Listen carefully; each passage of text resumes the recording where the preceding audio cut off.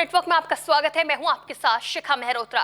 क्या पश्चिम बंगाल में फिर से मजबूत होगी टीएमसी? क्या ममता को दोबारा मिलने वाला है बागी विधायकों का सहारा?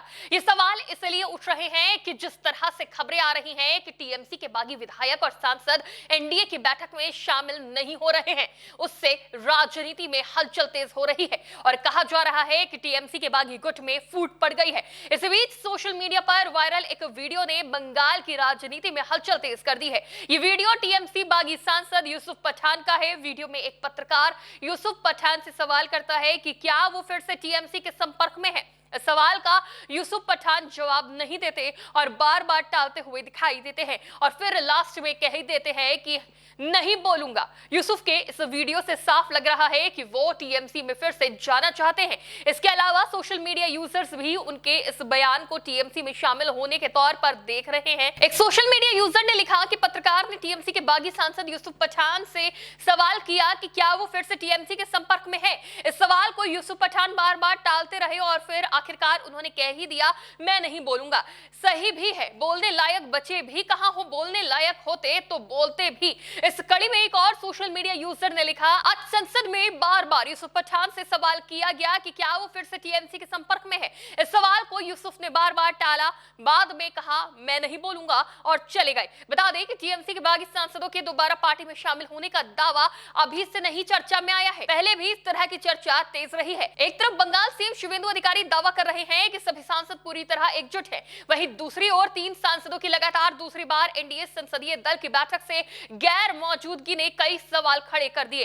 संसद परिसर में मंगलवार को हुई एनडीए संसदीय दल की मंगल मिलन बैठक में टीएमसी छोड़कर एनसीपीआई का दामन थामने वाले 20 सांसदों में से केवल 17 सांसद ही पहुंचे। अबू ताहिर खान, लखीलुर रहमान और यूसुफ पठान लगातार दूसरी बार इस बैठक से दूर रहे। खास बात यह है कि पिछली बैठक में भी यही तीनों सांसद शामिल नहीं हुए थे। हालांकि शाम को संसद भवन में लोकसभा अध्यक्ष ओम बिरला से मुलाकात के बाद पश्चिम बंगाल के सीएम शुवेंदु अधिकारी ने इस पर सफाई दी। उन्होंने कहा कि इन 3 सांसदों की गैर मौजूदगी को किसी तरह के मतभेद से जोड़कर नहीं देखना चाहिए।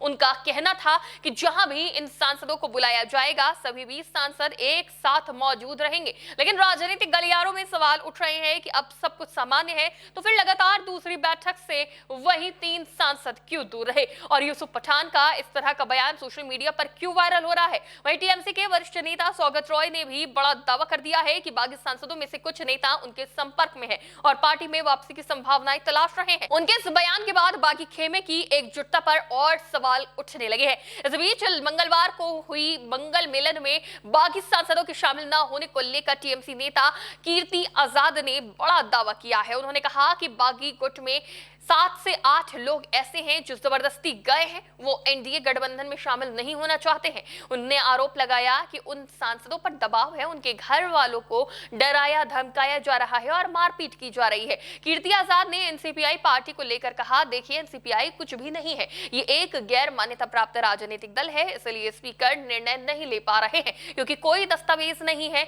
उनमें से 7 से 8 सांसदों की स्थिति अभी भी साफ नहीं है, वो उस एनडीए में नहीं जाना चाहते, लेकिन दबाव है, हर कोई जानता है कि स्थिति क्या है। उन्होंने दावा किया कि तृणमूल वापस आ रही है और उसकी केवल एक ही नेता है, वो है ममता बनर्जी। दरअसल कीर्ति आजाद का ये बयान ऐसे समय में सामने आया है जब बीते दिन 4 अगस्त को एनडीए के सहयोगी दलों की बैठक में एनसीपीआई के 3 सांसद खलीलपुर रहमान, अबू ताहिर खान और यूसुफ पठान शामिल नहीं हुए थे।